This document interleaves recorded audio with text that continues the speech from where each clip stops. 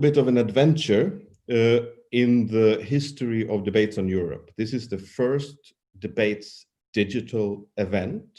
We started this off by publishing 2 essays by today's speakers last week, and today is the first online event. I will tell you a little bit about where we're coming from, what Debates on Europe actually is, and what this new format that we're trying out now tries to do, and what it is. After 13 analog debates, starting off in Budapest more than 10 years ago, this is the first digital presence of Debates on Europe. It's of course like in first time digitally. So what Debates on Europe is about is to go to places in Europe where something is at stake, to meet with people there and put the people there in touch with thoughts and intellectuals, writers, artists, scholars, academics from elsewhere. I have had the privilege to be part in several of these events during the last years. And I have to confess that these some of these events have perhaps not been life-changing, but definitely mind-changing. Because what happens is that you get immersed in a place, in its culture, and in the way it forms and plays out discourse, and how it argues with itself and with the rest of the world. And that is, of course, not something that we can offer with this digital debates thing. This thing happened for me, for example, last year in Belfast. I've read a lot about the troubles and the conflict in Belfast, but it was only when I was there in the context of this Debates on Europe that the real complexities of this situation became really clear, and you could feel it on the skin. And this changed your way of thinking about Northern Ireland and the troubles and the future of that place, Belfast. The same happened when Debates on Europe was organized in Minsk a few years ago, and how you could feel something boiling there that you could never get through media or through reports or anything else. A thriving young scene, both in the cultural field and the artistic field, but also when it comes to tech innovation and other things. So you come back from these places and you're something else. When we then now move into the digital space, we try to take something of this with us. Namely, we want to focus, and we tried very hard to focus on these places where Europe today, where something is at stake, where the future is actually not only of the continent, but of the European project is being negotiated in some way. And this is why we are chosen places places that are very often in the shadow of media coverage, and where the complexities of the situations in these places are not, they're not coming through, not in news reports in television or in the daily newspapers. But even if we can't offer this feeling of being immersed in a place and its culture and so on, we still try to focus on these sometimes controversial, but definitely enlightening issues. And it's one thing that you can do in this digital format that you can't do as easily in physical space. It's easier to get your dream team together. You can see this in many of the events that are currently being organized online. People who would rarely come together otherwise are actually sitting next to each other and talking. And today, with this first debate, I think this is what we managed to do. We managed to span the continent from Minsk in the east to Belfast in the west. There are actually not one, but two time zones separating the two protagonists today. In Belfast, it's right now, you're standing up from your 5 o'clock tea, and it's just after 6 o'clock. In Minsk, it's time to start to think of getting to bed. It's after 8. And these two places are, of course, they might seem very different from each other, but the two essays that we published last week show that they actually have some rather principal and important core issues in common. And we will focus on some of these commonalities in this talk, but of course also discuss the specificities of these different political situations and cultural situations triggered by the COVID-19 crisis in Minsk and in Belfast. So let me first introduce you the two speakers, and I will then start to talk a little bit to Iryna Vidanava about her text. Then we'll move on to Carson. And at the end of all this, I hope that we will also have the time for questions and answers. And you can, if you want to, during the whole discussion, just raise your hand digitally if you're in this Zoom room with us, or if you're watching it on YouTube, you can write your questions or comment in the commentary field. You can, of course, if you prefer that, if you're here in the Zoom room to write, you can do that here as well. So Carson is a writer and community arts facilitator based in Belfast. Her last novel, The Fire Starters, was last year awarded the European Prize for Literature, not for the UK and not for Northern Ireland, but for Ireland. She's apart from writing constantly, she's doing a lot of different projects involving the community in Belfast, but also as both children and elderly, for example. We will talk more about that later. Iryna Vidanava is a media innovator based in Minsk. She founded, when I met her the first time, she had just founded a journal called CD. It was a CD produced journal. It's quite some time ago. She then went on to found another very influential media outlet, which is called City Dog, which is sometimes described as a lifestyle magazine, but or as a city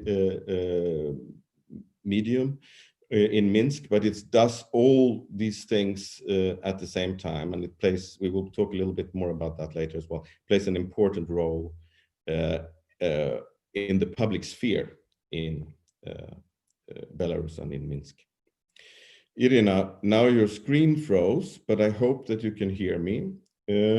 I would like to start by at the beginning of your article that we published last week, where you describe yourself as a young girl dancing at the 1st of May 1986 in a thin summer dress on the big square in Minsk, dancing in front of the big grandstand where the top men of Belarus or the Soviet Union is standing in thick uniforms, dressed in hats and heavy coats, contrasted to your thin dress. This was 5 or 6 days after the explosion in Chernobyl.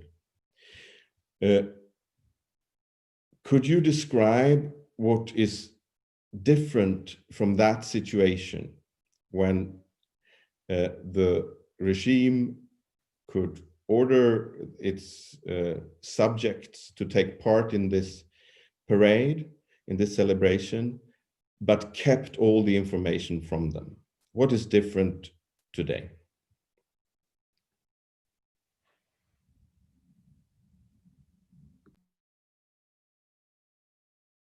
I hope you can hear me. Hello, everybody. Good. Can you hear me? Because I lost. You can. Great. I think that, of course, I mean, there are lots of things changed, of course, since that time. The first and main thing for us is that Belarus is an independent state, where we are not back in 1986.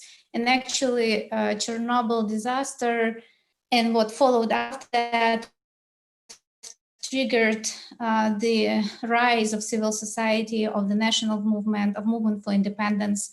And actually, as horrible as it was, and we still feel the consequences of that disaster, first of all, in terms of the environment and health issues, but nevertheless, it actually gave a start to the youth movement, to the national movement, to the environmental movement, and to the movement to become an independent country. The regime now still can actually force people to come and participate in the parade. Also, me as a citizen can also, as working in the private sector, being an independent media person, I have a choice of not to join those parades and basically ignore. So this kind of parades now actually split the society into two parts. Some of us, we have two big parades usually, Victory Day and then Independence Day in July. And we just try to escape from the city, not to see it, not to have anything to do with it. We just ignore it as some strange reality which we don't want to face. While there is another part of the society which actually still accepts it and thinks that it's cool, that we can show off, that we still have strong militaries, that we are independent, we are strong, and it's a feast, so why not? But this year, the difference was that it was all happening during the pandemic.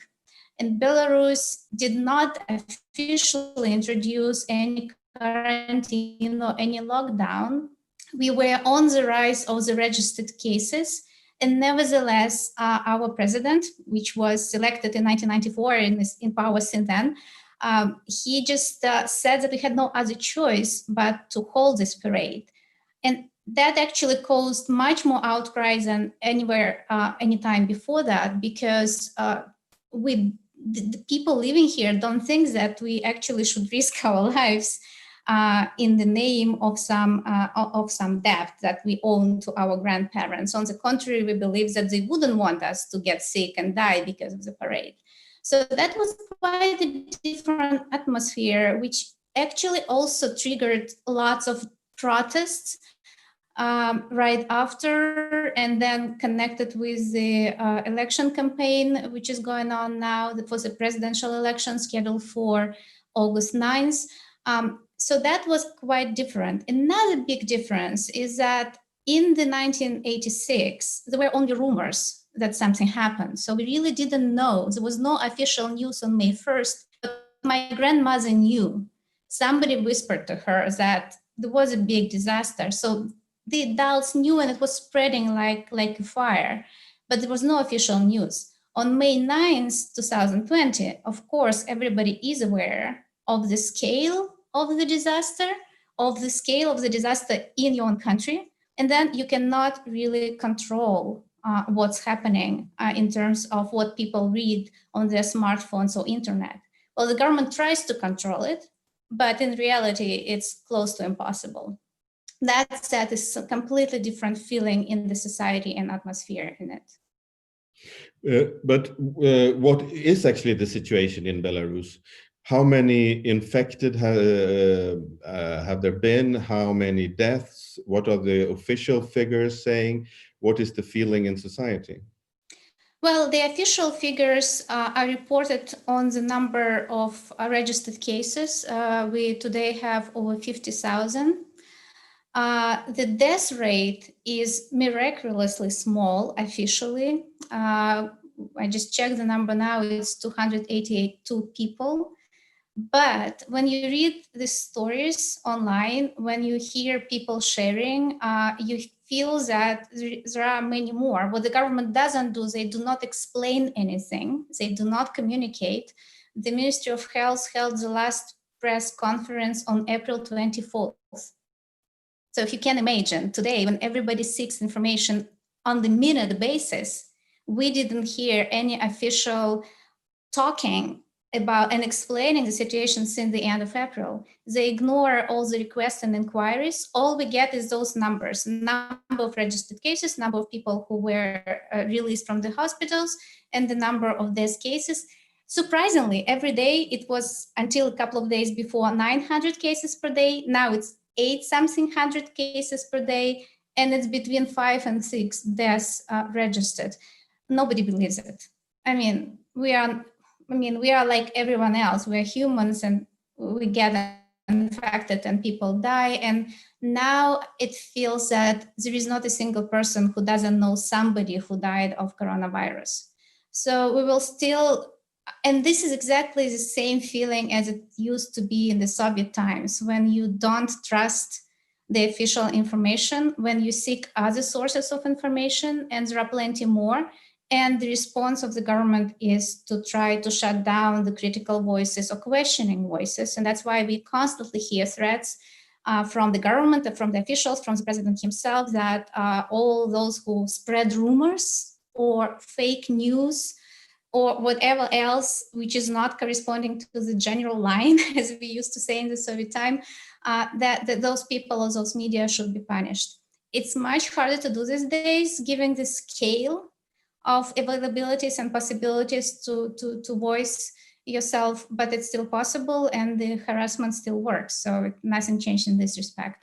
In your article, which is published on the website of Debates on Europe, but also at our media partner, voxeurope.eu, in 4 languages, English, German, French, and Italian.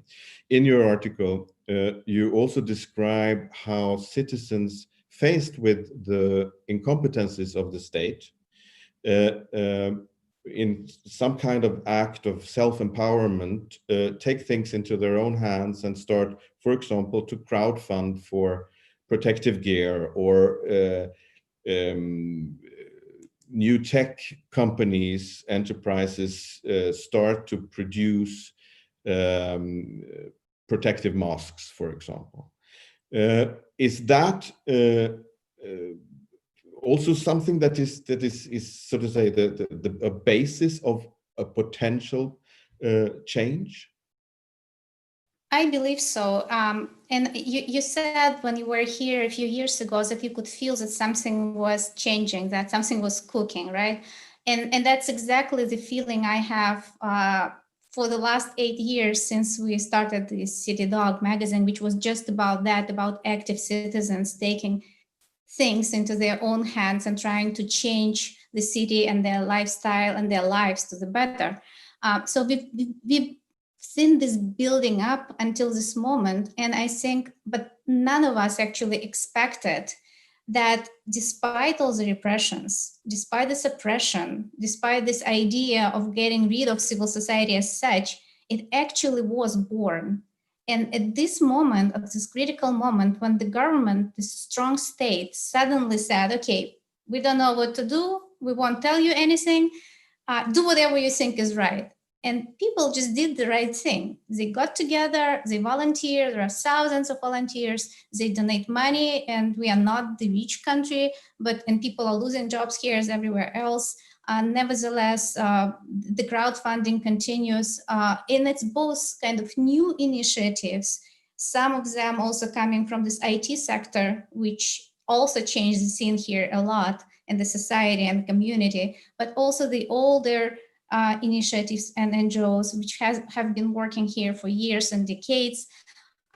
So it's everybody getting together and helping those who are in need, but also asking more and more questions of why we are living through this moment this way, and why the state, instead of at least thanking its citizens for taking care of the rest of the citizens, instead actually is excusing and blaming and shaming and still being very repressive. So it's kind of an uplifting story for me. And I participated myself in virtually all demonstrations since I was a teenager.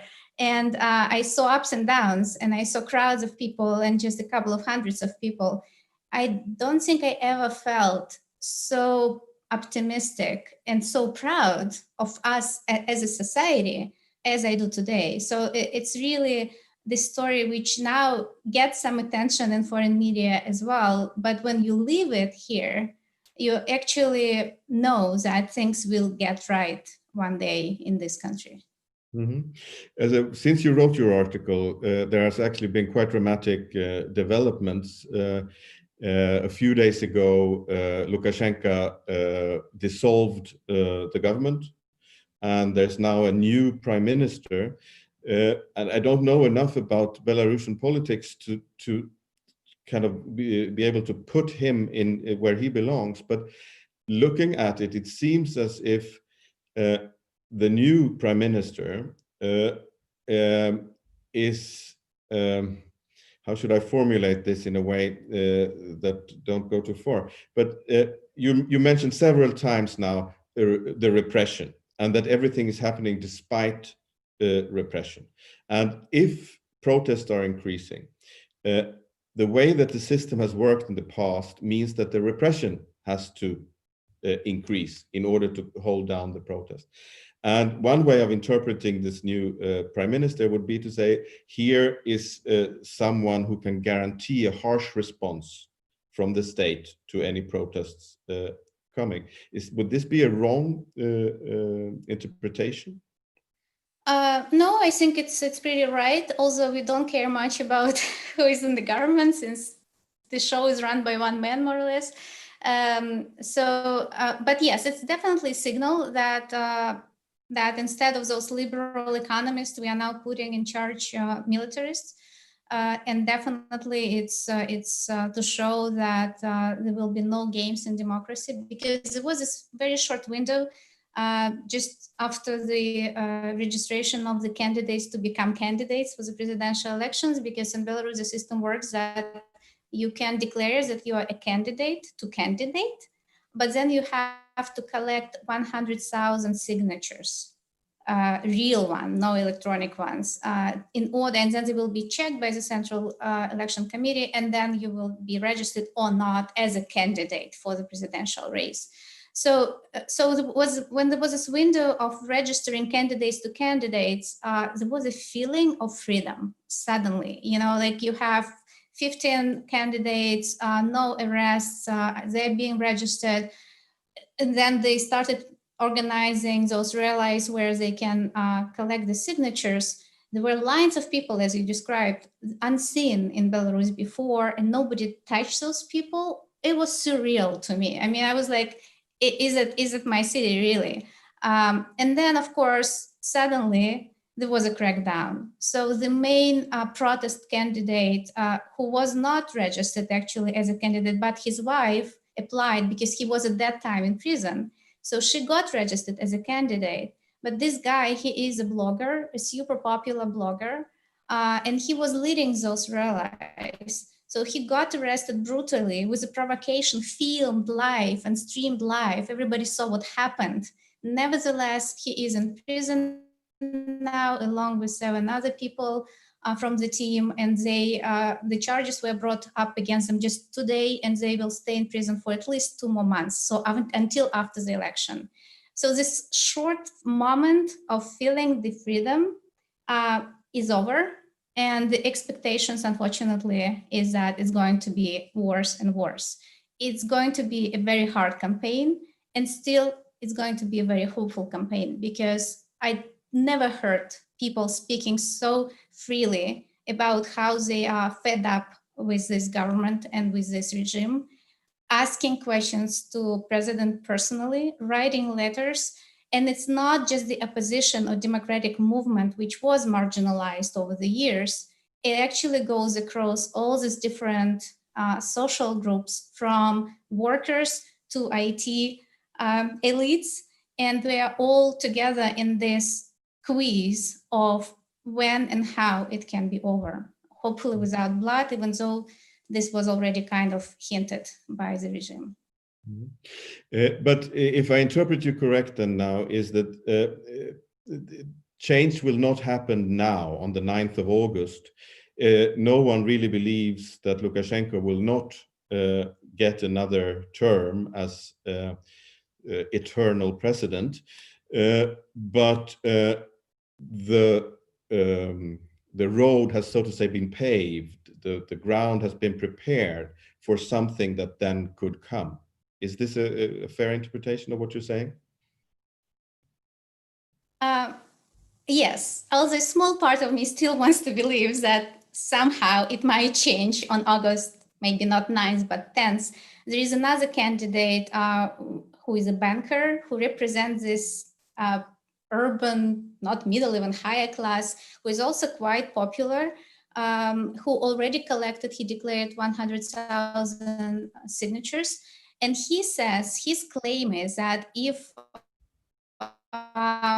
he really or other candidate gets 80% of public support, then the government will not be able to claim the victory. Those of us who have been doing it for a while, kind of skeptical, but I think that there is still a slim chance that we might see the change much sooner than predicted. But I think that what's more important is that it's not just an overnight change of the government or of the leader of the country, the head of the state, but it's something that changed in the heads of the people, and that we will be able to build something solid out of it with a foundation on the rights, on the civil society, on the idea of democracy, of the idea of being part of Europe rather than some alliance with Russia. So all of that now is in a broader public debate than ever before. Before we were preaching to the same people, to the opposition, talking to the opposition, to a very narrow circle of people. And now it feels that the base for this debate is much broader, and that's what gives me much more hope. Thank you. I think I will come back to this, what you started off in with, how the society is actually split into two as well, because I think that might also be one way of looking at it. And society split into two, Jan. You know that somehow, living and working in Belfast for a long time. Before we come into to sectarianism and whatever, could you tell me the figures, the current figures in Northern Ireland as far as the COVID-19 pandemic is concerned? Yeah, I just checked them there before we came online. So I'm very, very pleased to say we haven't had any deaths for 3 days in Northern Ireland, which is lovely to be able to say that. We have had 4,805 cases and 537 deaths, which is, you know, when you put that up against the UK-wide total, which at the minute is looking at, let me see, where did I write this down? There's been 40,883 deaths across the UK. So it's a strange position to be in. Northern Ireland is obviously geographically a much smaller country than England or even Scotland, but proportionally we have been very fortunate and very blessed to have had quite a good handling, I think, of the pandemic so far.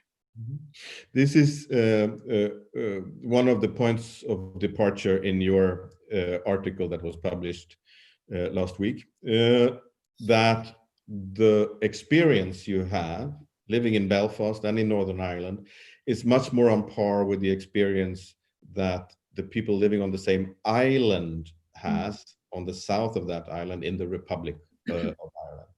And if you look at from the outside on Ireland and on the UK, you get two completely different stories, independent of the statistics, actually. But in the way the representative politicians are perceived, how they deal with this crisis. And I think that this is something that goes beyond the actual statistics, but which has to do with who do I trust? Where do I feel that I belong? And you take that as one of the points of departure in your text, and paint or you sketch a possible route based on such an experience into a different future on the island of Ireland. Can you elaborate on that a little? Yeah, I mean, I think that the last 3 months has really painted a picture for Northern Ireland, particularly, that there may be 3 different routes of how we emerge from the pandemic. The first is that things return to the status quo. So, we take our lead from Westminster, and we mostly fall in line with the rest of the UK, and Brexit approaches and all of the implications with that. The second would be there has been quite a good relationship, what we call a cross-border relationship between government here in Stormont and government down in Dublin. Some of it has broken down a little bit, but there's been quite a lot of parity there. So, the second route out might be that we look to the Republic of Ireland, and there are closer connections there in the future, and possibly, I wouldn't say immediately, but possibly in the future, the possibility of another border poll around, what happens to Northern Ireland long term. Does it remain in the UK, or does it continue, does it go back to being part of a wider Ireland solution? I think what's really interesting is the third possibility, which has begun to emerge, which is a kind of hybrid. It's been interesting to watch our government here in Stormont take more and more of the decisions for themselves. So they have devolved from both taking the lead from Westminster and taking the lead from the Republic of Ireland, and they're making their own decisions about things. What is really, really refreshing for me about this is that they're working together to do it. So we've seen a lot of our leaders from both a nationalist and a unionist perspective, because there's this bigger issue of COVID-19 in the picture, they are agreeing. And for us in Northern Ireland, that is really shocking to see politicians agreeing on things.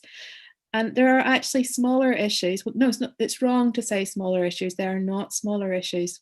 Periphery issues beginning to sneak in round the side.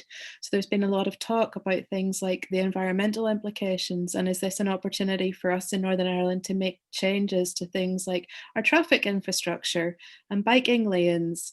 There's been massive conversations about education, and we still have an exam that our children do at the age of 10 or 11 to decide what schools they go on to.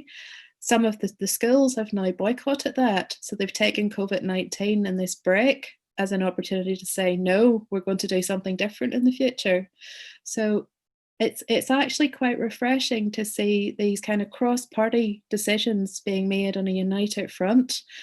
And COVID seems to have been the kind of impetus that has made them think about working together. You need to unmute, Carl Henrik. Yeah, you have to have a couple of glitches. That was a small one. So what I meant to ask was that this working across sectarian lines, I mean, that this is a novelty and something very, very promising, right? For even on this side of a border poll, as a no grand change, because what you write in your article as well is that this is not the time for that type of dramatic decision that would be. I mean, are there political forces in Northern Ireland at the moment trying to make use of this situation, trying to force a border poll as soon as possible, or and trying to build something in that direction? Or is there also in this respect a kind of a common view that no, now is not the time?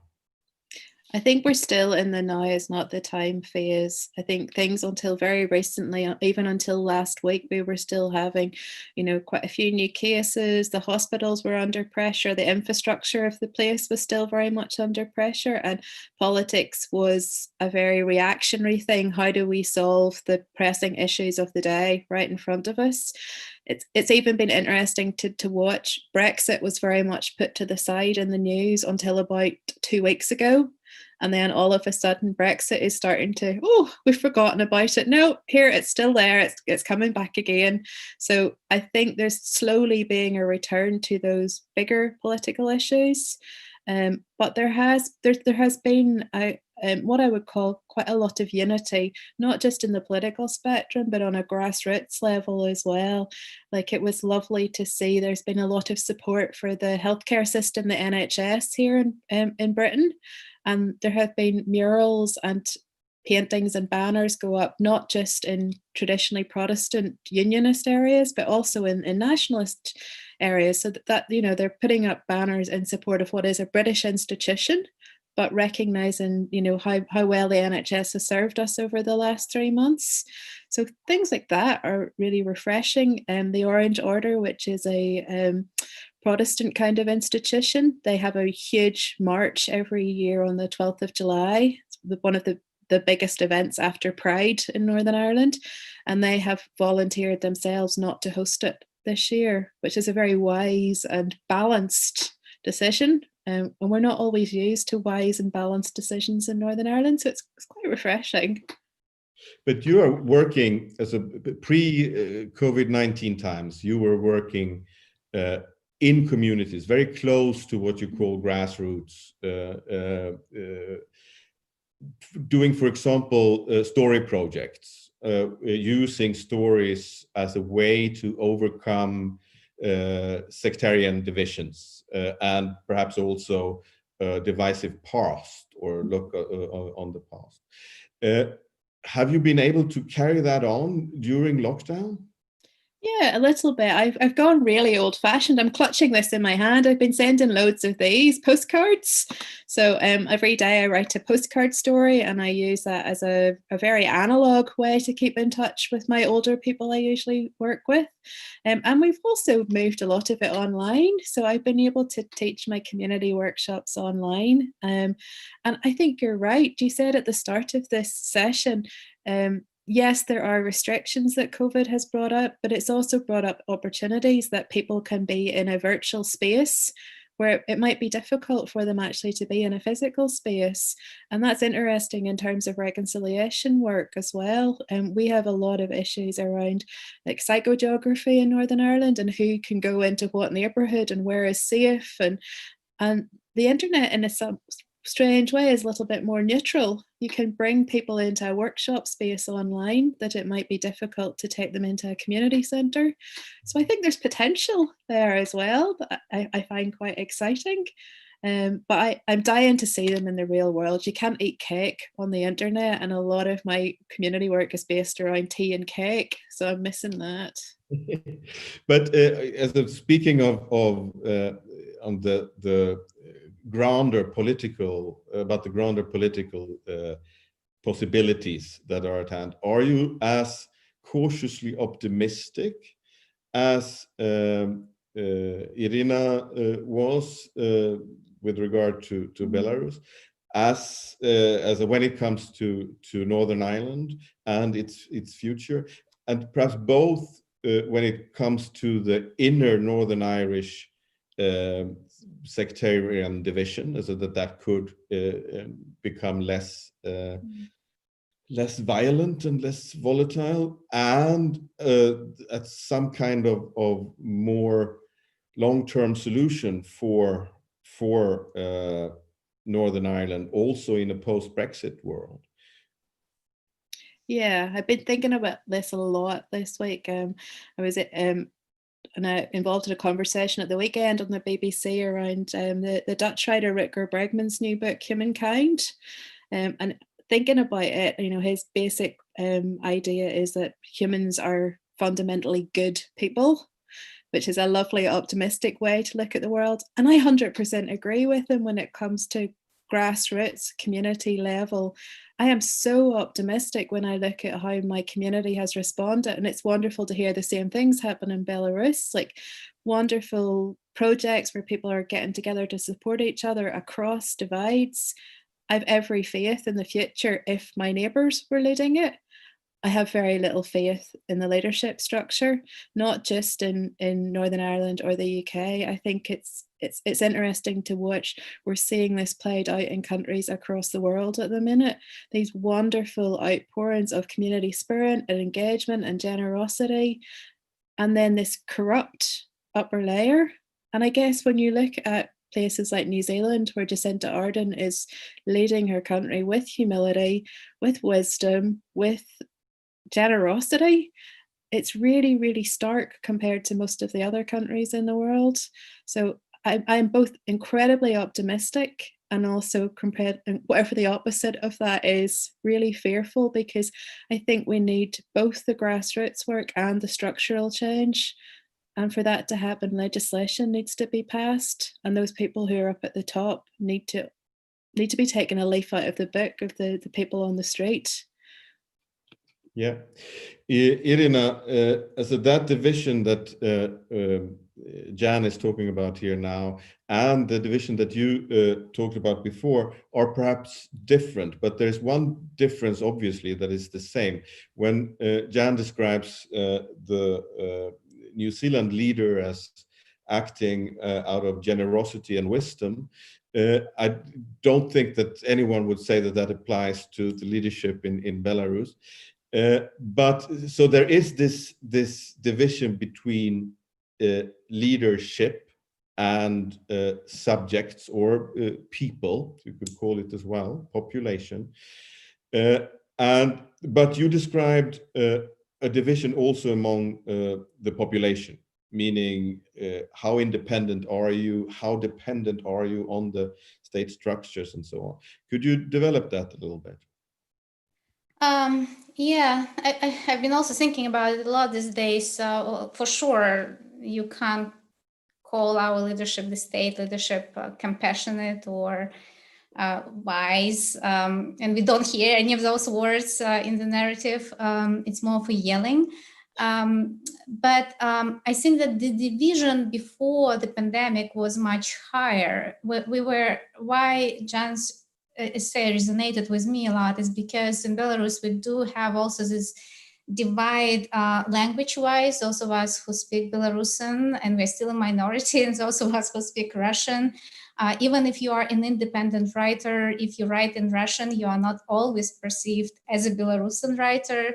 Alexievich, the Nobel Prize winner, writes in Russian. And that was probably the first time when this debate took place, and we suddenly realized that those division lines are really bad because we are on the same side, actually.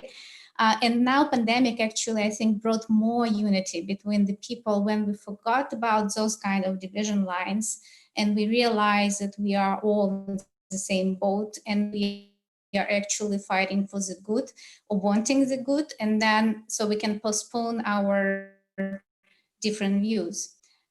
So I think that there is more unity from this point of view now, and you can see it with the election campaign as well. So it's a society against the regime, basically.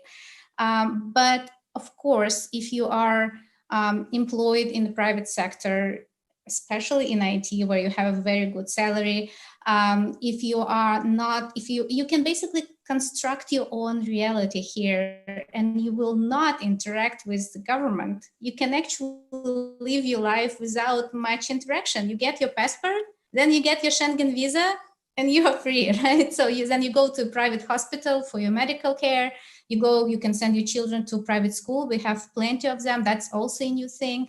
You can go to a very nice Paris-like cafe and you will enjoy your best coffee, even better than Berlin maybe. So, I mean, you can have your lifestyle, your parallel reality, and that's how we lived for quite a long time. And now everything is changing. And one sad thing is that this thriving scenes that you saw here, Carl Henrik, community centers of the nice pedestrian streets, all of this independent culture, which was actually promoting this unity and idea of free space, is now threatened to disappear because of the economic crisis. I mean, some of my favorite places are closed down, not because they were shut down, but because they don't have any clients. The art galleries are shut down. They have no state support whatsoever. And people don't have money to support those kind of things because we need to support the medic stuff. So there are lots of things there. But so I think that if you are in this, but if you are hooked in the state sector, if you are a teacher, if you are a doctor, then you have no flexibility and nobody takes responsibility. The government does not provide, but they require that you make some decisions. But also, if you voice your concern, as some of the doctors did or some of the teachers did during the pandemic, when the government again did not act, then they were fired. And then you still have to think, do you have enough resource behind you, whether family or community-wise, to take this step and to say that, okay, that's enough. I'm risking my job, even if it's not the best one in the world. I'm risking to lose my income and I'm risking my freedom. And some people did. What the positive news is that they got a lot of support from the fellow citizens, because when people were fined, the other people donated money to cover the fines. So I mean, it's really this living moment which changing all the time, and I think that division lines are also changing all the time. And I think that as a society, we will come out of this crisis much more united than before. Jan, I want to actually talk about the economic part of this COVID crisis with you as well, a little bit in general terms. But before I do that, I was thrown out of the saddle a little bit at the beginning because I had I heard my own voice, and I forgot to say, of course, at the beginning, who's behind both Debates on Europe and this Debates Digital series. And it's two institutions based in Germany. And I don't think that is in any way a coincidence that there are two German institutions taking a kind of responsibility for an all-inclusive European platform and discussion endeavor. This is the S. Fischer Foundation based in Berlin and the German Academy for Language and Literature, which is based in Darmstadt. And they have over several years carried this initiative and filled it with life. And as I said before, I think that this initiative it's very difficult to find something similar. There are lots of conferences and so around, but this continuity that these two institutions have guaranteed over years is something special.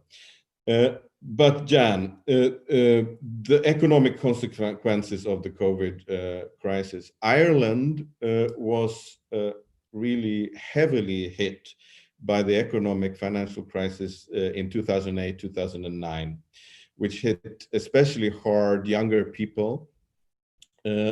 And now, when there has been some kind of recovery from that crisis, this new one is coming.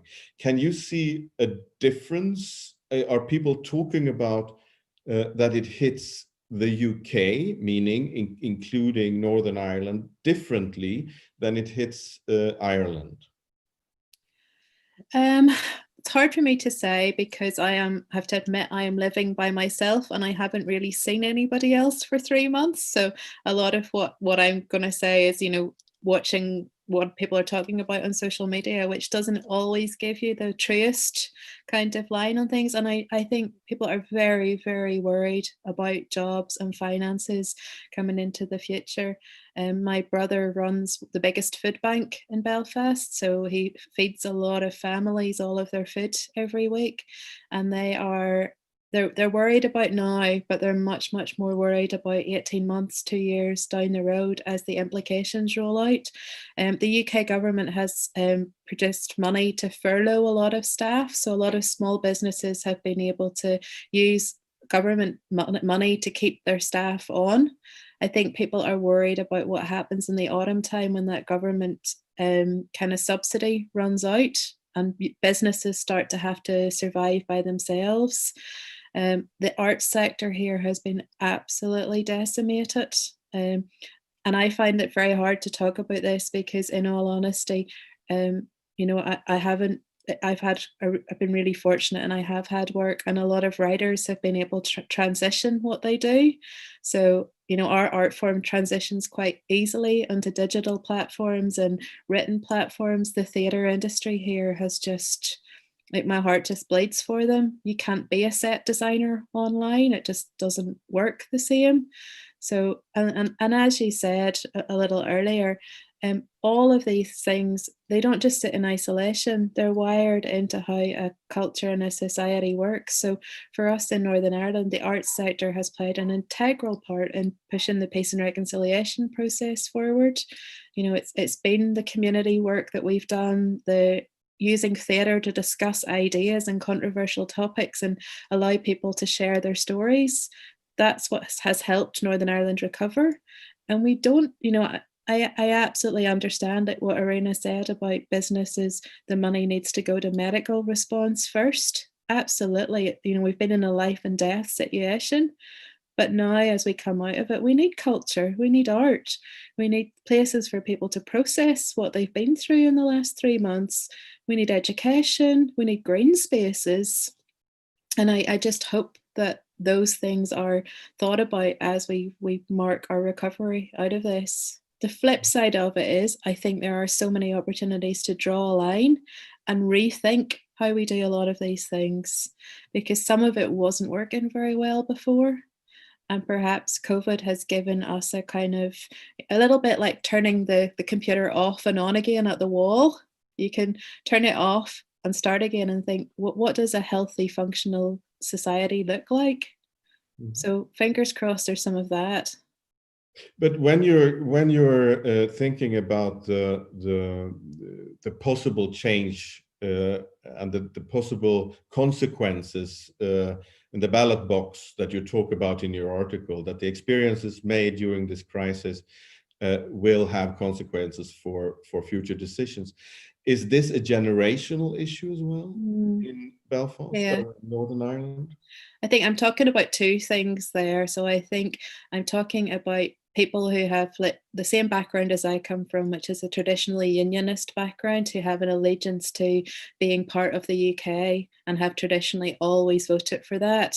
And that group have a chronic distrust in the Westminster government as it stands at the minute. There has not been strong leadership. There's been corruption, and I think it's going to affect how they vote. And that would be my parents' generation and people my age and older. I think the second thing is younger people care about all of those things that I've just mentioned: education, the environment, culture, arts, housing, mental health provision, and they're going to be looking for the party that caters for those things as we move out of this. They don't care about the traditional sectarian lines. They want good jobs. They want they want to combat the absolute epidemic of depression and suicide we have in Northern Ireland. So I think those things are going to influence how they vote even more now post-COVID-19, because they've realised how important those things are to a functioning society. On that note, there's a question coming from YouTube for you, Iryna, which is similar to that one. I mean, how does the Belarus youth look at the prospective results of the elections in August? This is Jan who is asking this at YouTube.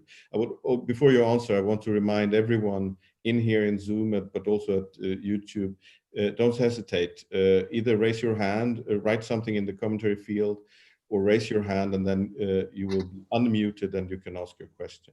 So Iryna, the youth perspective. Yeah, I wish I was young again and could speak on behalf of youth, but um, I think one important notion here is that this presidential elections is the first one in which a generation of those who were born around the time when Lukashenko was elected and so raised and lived all their life with him will be voting. That's the first time. And I think that there were lots of speculation about whether this generation is more or less independent because they really didn't see anything else. They didn't have this window of several years in the beginning of the 90s when I was growing up, which gives you feelings that what freedom and democracy is. So this generation is quite different. In this country specifically because of this factor of one man running the country for all these years. So this might actually factor in how the young people think about it. But visually, when you look at the lines of people who were who wanted to sign or still want to sign for the alternative candidates, those were mainly young people. It's actually a mix. So you see lots of young faces and you also see middle-aged and also those who used to be called Lukashenko's electorate, the pensioners, the golden age people. All of them were mixed together in those lines. But of course, young people generally want something different and they have much more opportunities to actually travel, to experience other life, and they want to bring it here. Many of them probably still think of leaving the country. If nothing changes, what is the future for me here? Will they fight for this future? How many of them will stay and try to change something inside? How many of them would emigrate? But I think there is a bigger proportion of young people, and let's be young until we are 50, who believe that they deserve to have the lives they want in their own country, in their own city, and not to go somewhere else instead. There are many people who go and study abroad, and there are quite a few people who come back, and again, they want to find their place here. For this young generation is also remarkable for how much they care about environment, about social equity, about responsible consumption. All those topics are present here. And this is the young generation which leads this discussion and lifestyle. So I believe that if I can generalize that the young people will probably vote for the change if they decide to vote at all. Because if you know that your voice is stolen, and that's another big topic which is being uncovered here, then they might decide not to go because they will not believe that their voices will be counted. So there are lots of interesting nuances to the situation. But definitely you see that young people are voting for the change for now. Jan, as far as young people are concerned, the Ireland has a history of emigration. And the Good Friday Agreement, of course, which you also bring up in your article, gives you, as a citizen of Northern Ireland, the right to have an Irish passport as well, which means that there are a lot of people, of course, today making use of that possibility because they're afraid of what will happen after Brexit. That would mean that you would still be part of the European Union. But is there any kind of exodus trend in Northern Ireland, that this new allegiance, this new identification patterns that you are describing in your article, that they actually lead to, okay, then I will actually go there and live there as well?